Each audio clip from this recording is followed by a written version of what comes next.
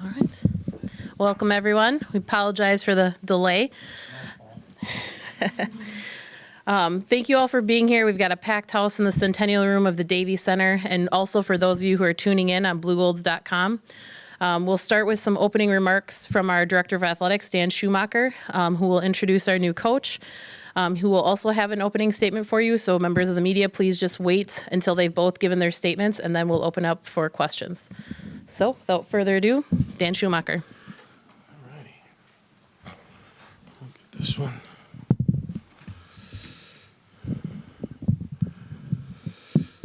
All right. Well, good afternoon. Welcome to the Davey Center, as Jill alluded to, on the University of Wisconsin-Eau Claire campus. Welcome members of our media, especially those watching live on bluegolds.com and our Blue Gold Sports Network. Special welcome to our Chancellor, Dr. James Schmidt, our Vice Chancellor, Albert Colomb. I don't know if John is here. We also have Kim Wei from our foundation here, members of the university staff, coaches, and members of the search committee that help serve in this search, as well as some alumni that are in attendance.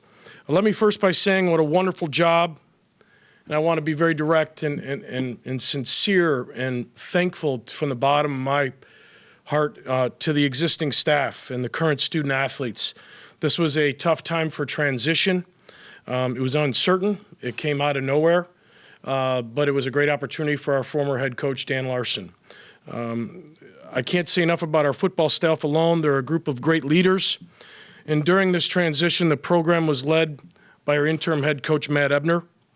I've shared my many thanks to Matt and the staff in private, and will continue to be thankful for the contributions that they've given the program. Just a really well-done job, and I applaud all our coaches during this time. As we looked at making a decision, as I said, when Dan departed, will we do an interim situation or we do a national search? We chose a national search, but like last time, and my style is we're going to take an aggressive timeline approach to it, and it was an aggressive timeline set right from the get-go from Dan's departure. The goal was to conduct that national search. Our Human Resources Department guided us through the process and using the utilization of a small search committee. We had close to 100 applicants in the pool of candidates, and I even underlined on my own speech to be as demonstrative as I can. It was deep and experienced. It was completely deep. It was a difficult decision. I said at the last press conference that the narrative at 0-10 is different than what it is now. So it attracted a different candidate, different style of candidate, and I think the process of which our search committee conducted the business, the way the institution had allowed us to run the search, it bode well for that pool and supported the deep and experienced pool that we got in candidates. But in the end, Coach Wesley Beschorner then moved forward in the process based on his extensive experience as a coach at the NCAA Division I and II levels.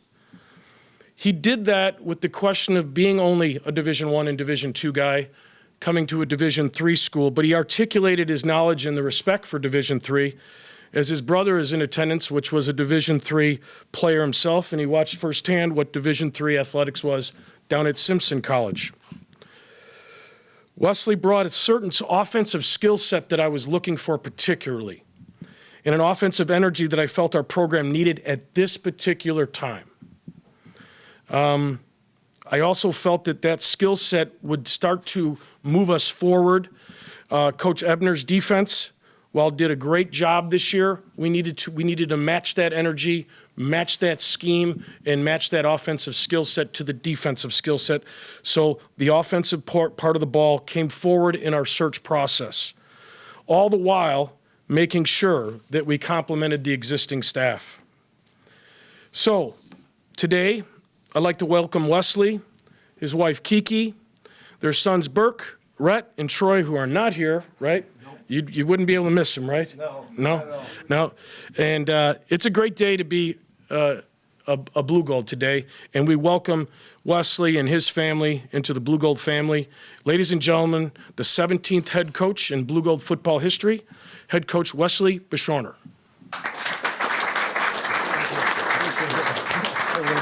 photo op here. Get in the middle. Yeah, you're in the middle. Okay. And then we're going to step over there towards Jill to get out of the podium. Get a picture, all right. There we go.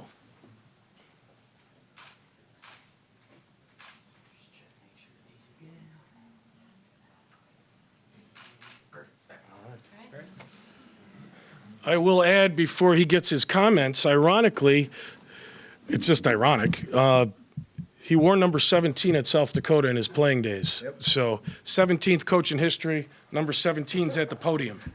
All right?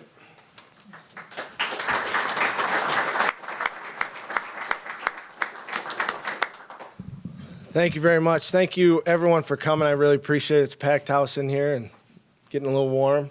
But no, thank you. Thank you for everyone who's watching online. Really appreciated the whole search. I want to thank Chancellor Schmidt, everything that he did when I got here. The search committee, Dan Schumacher, it's been first class the whole way. It really has. You can see the vision that they all have in blue gold, in the blue gold athletics right now. And that's what excited me about this position. Gives us a chance to move back to the Midwest and just kind of put some roots down. I want to thank the coaches, Matt Ebner. They did a great job. I mean, they recruited. There wasn't a head coach in place. I think they did an outstanding job. The current players that are here, want to thank those guys. I know they've been busting their tail, just doing whatever they can, moving forward this season. I'm really, really excited to get to know those guys. That's something that, as a football coach, I think everybody, but those are the relationships that you get to build with your teammates. We, as coaches to players, that's a special bond. So I'm really excited for that. It's been a player's game. It'll always be a player's game. So I know that they know that. What they've been doing, just what I've been hearing, has been nothing short of amazing. If I get through this without crying,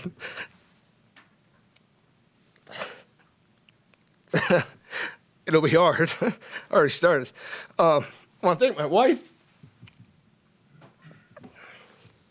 my sons, Burke, Rhett, and Troy. They've been through a lot. I've been through a lot. Doesn't matter, but we're really excited to move here, put some roots down, and just get our family in one spot.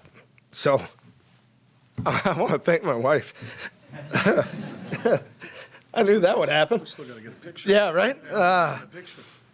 Thank my parents. They're not here because of the weather. As anybody who's outside could see that. But they're the best of the best. My in-laws, they're here. Randy and Trudy. To my brothers, I knew this would happen too. My brother, excuse me, my brother Nicholas and Joe, my brother Joe's here. He's the best. He's the best. So let me take a deep breath. As you can tell, it's a pretty big deal for me. I want to thank Matt Canada, the guy I worked for past couple seasons. He's a great friend, great mentor. He's done a great job for me. He's helped me along the way. Ed Meyercourt, guy I played for, guy I coached for. He's helped me a ton in this process. I hope he's watching, but he's done a great deal for me in my career, and he's helped me with my family a lot. Coach Joe Glenn, he's probably watching with his wife Michelle right now. Hall of Fame coach, Hall of Fame guy. Just everything that he's taught me about coaching, people, all that stuff. Thank you. I'm done now. I'm so fortunate to be the head football coach here at Wisconsin-Eau Claire. Looking forward to making this our home. Looking forward to winning a bunch of ball games along the way. We're going to recruit, retain, and develop the right types of kids to Eau Claire. I think from a student athlete standpoint, the town, the school, it gives you so much. A great education, a great city, a community to live in, and that's why we're so excited to move here and continue the great tradition of Blue Golds. So thank you very much, everyone, for coming. I really appreciate it. Sorry that I got a little emotional, but that's just kind of who I am. But I want to thank everyone. Go Blue Golds. Good job. get that picture. We'll get that other picture. Come on in the middle. Get next to the chancellor. And get the full family one here. How's that sound? There you go. Scoot down. Scoot down a little bit. Okay. There we go. You and the wife.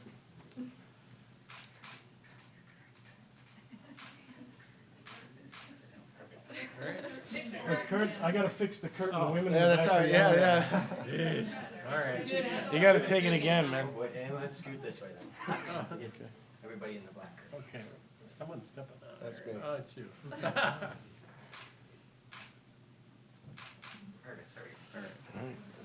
Put this back. Okay. All right, we'll open up to questions.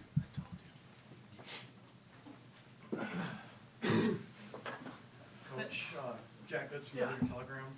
I just start opening up with what kind of appealed to you about this position? Well, moving back to the Midwest was number one. That was, just kind of recalculating where we've been. We've been in a lot of different places the past couple of years, and wanted to move closer to family. That was a big deal. And then always wanted to be a head coach, and been close at times. But, anytime you get a chance to be a head coach, you definitely need to consider it.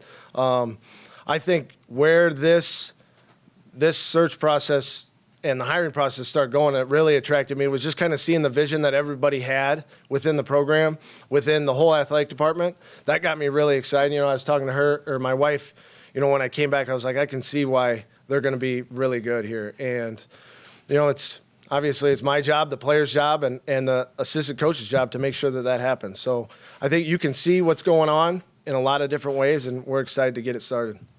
You talked kind of about putting down roots. Yeah. I'm sure for the past 3 years there have been a lot of U-Hauls. Yeah. Just by you.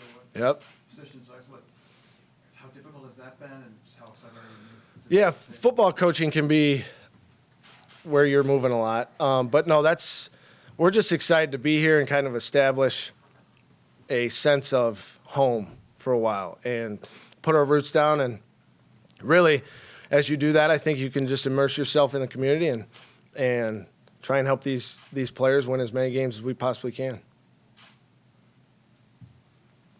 What lessons do you think you can take from being at multiple Division I conferences? I think you take a piece from everybody, every different head coach, every different assistant coach that you worked with.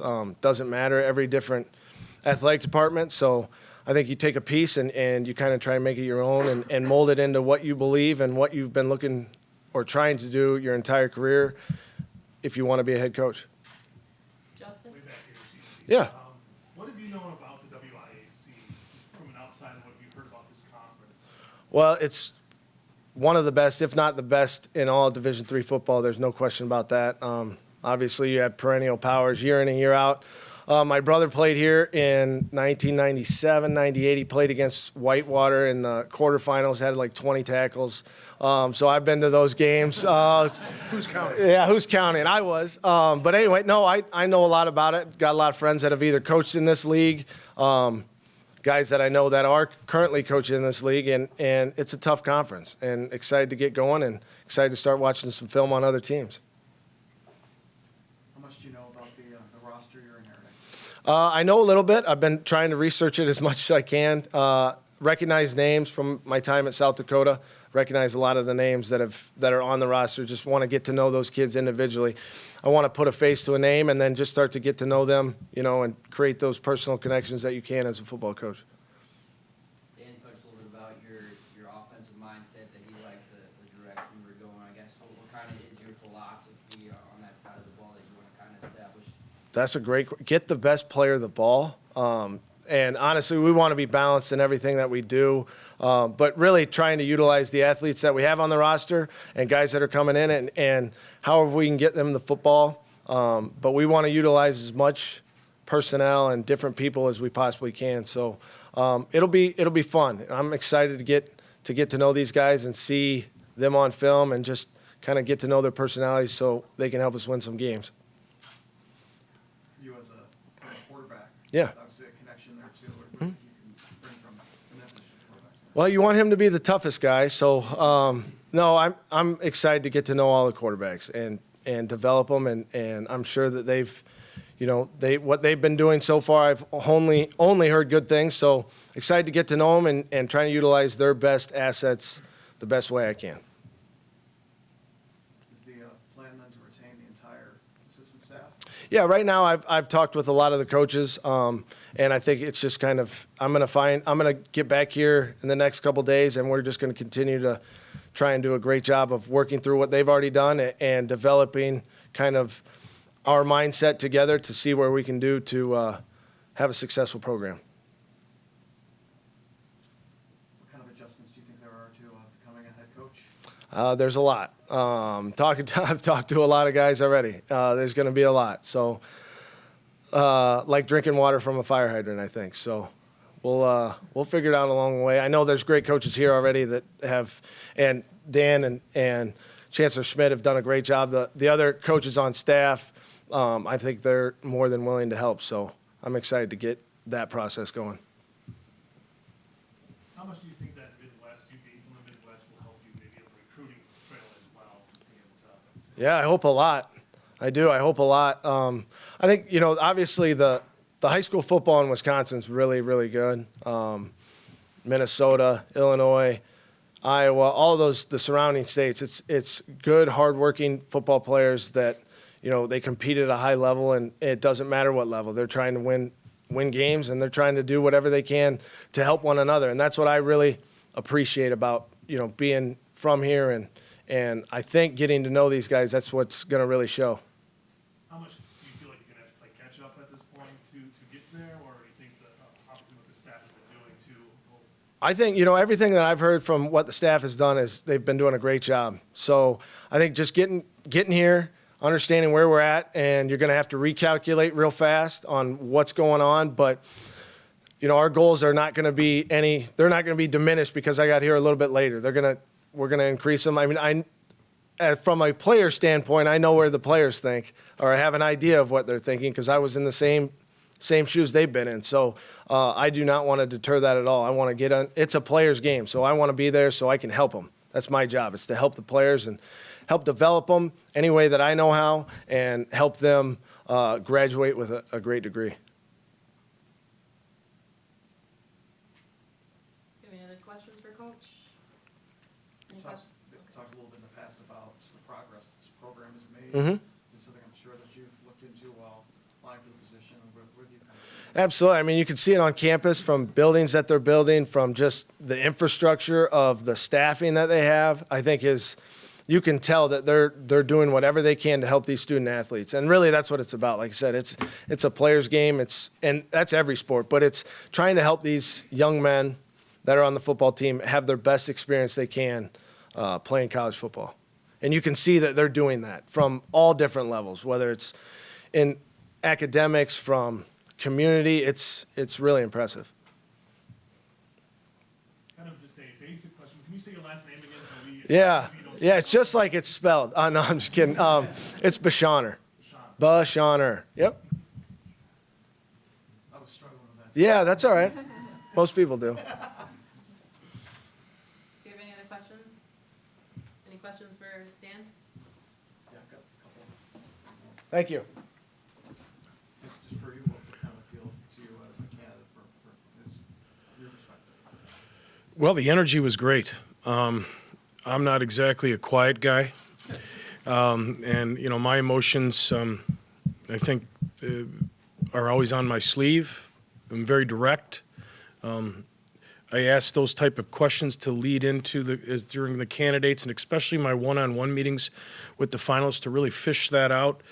I don't like actors. I want genuine people. Wesley's a genuine person. And so with that, with the discussion of where we wanted to go offensively, because again, I want to reiterate, I really felt that what Coach Ebner and his defensive staff has done, that to go out and hire another defensive coach when we have the best defensive coach in the league already with us, it just didn't make any sense to me. So it really, at the end, the offensive side of the ball is where I focused. All the way up until the final hours of making the decision, and we had when it came to the finalists, the 3 finalists that came to campus, you could have, knocked me over with a feather because it was such a difficult decision. But in the end, in the conversations that Wesley and I had, I felt that from an offense, again, go back into the offense, quarterback position, receiver position, someone with his expertise, I felt would bring so much and get us there so much quicker as that expertise, along with our defensive expertise, brings it together. They complement each other and move the program forward, it's about the program. It's not about individuals. And I said that from the get-goes to the assistant coaches, to the search committee. We're going to find somebody best for the program, because that's what it's about. It's about the university. It's not about individuals. So. It sounds like, based on what you were saying earlier, that your opinion of this program moving in the right direction, the perception change was kind of cemented by the applicant pool that you got. It sure was. The staff that's here, and you asked the question earlier, that was a big piece of the conversation too, keeping the staff in place because of how disruptive. When I preference this and put it around is, I had 4 head coaches in 5 years in college. I've lived through these transitions, and it is not fun as a student athlete. It's even worse as a coach. And so I wanted to look at balancing the fact as being as less disruptive as possible for the program. At the same time, there's gentlemen in this room that have families here and children and become part of this community. And this community is extremely important to me now. Being here 5 years, I think it's become, the coaches that want to stay here and be here, the community has become important to them. And I'm hoping that Wesley will eventually, and that's why I felt he was so genuine in that he wants to make this community his home and a place that we can thrive, win championships, not just ball games, championships as a program. And so that's how I felt about the whole situation, and to be as less disruptive to our student athletes. I mean, Romansky, right behind you, was here on the 0-10 football team. And so he has some recollection of what that was like and where that program has come to. And him and I have had conversations along with the other captains about the disruption of a coaching change and what that can do to the mojo, the groove that we got going on. And I want to keep building on that. And that was the plan I had going into it. I think with the help of the search committee, Andy Jepson, Cindy Hofactor, Robin Baker, we accomplished that. And the proof is right here with Wesley being our coach. What was kind of the process like on the search committee? Did you narrow it down to a few? Oh, we argued like heck. No, no. Actually, to be honest with you, it was a very nimble group, experienced. Andy Jepson had served on the search committee before as an alumnus. He's the director of intramurals, recreation, and sports facilities, and I value his football opinion as much as his professional opinion, of course. He also has a sense of history of the program. He's been here. And then you add in Cindy, who's been here and a longtime community member, knows sports. All of her kids played sports. And then Robin Baker, my number 2, the person that I rely on day to day. When she interjects her opinion, I listen. And so between all those voices, along with the chancellor's opinion from meeting the candidates, and Kim Way and Albert Colomb, our vice chancellor, those voices weighed in on it to get us to this point. And I thought our search committee did a wonderful job sifting through a lot of resumes, and the expertise were all over, and that includes a lot of sitting head coaches. But the way we did our search, it was a private search. What I mean by private, let me define that, is that we did not announce public finalists at all or who applied for the job. I firmly believe by doing a search that way, you gain a better pool that way. So you culminate the upswing of a program with the way we handled the search, created great depth and experience with our pool of candidates. Would you mind saying how many finalists there were? We phone, or what do you call it? Video Skyped? Thank you. There you go. I got to get the right terminology. Video interviewed 9 and brought 3 to campus. And we have our head coach right here. Assume that came together pretty quickly, or what We went as fast as we possibly can. I think the last time we did this search, it was 28 days. This time I didn't really keep track. Did we keep track of how many days? Yeah. So it went fairly quickly, but if it wasn't for David Miller and his staff and HR and Karen Calloway and the whole group, Nancy Hendricks, oh my God, and without Nancy, the paperwork flowed very quickly, and her expertise of how many searches over 40 years she's done, and been in part of. So it did move very quickly and very nimble, and I appreciated his comments. We try to run a first class operation from the start to the end.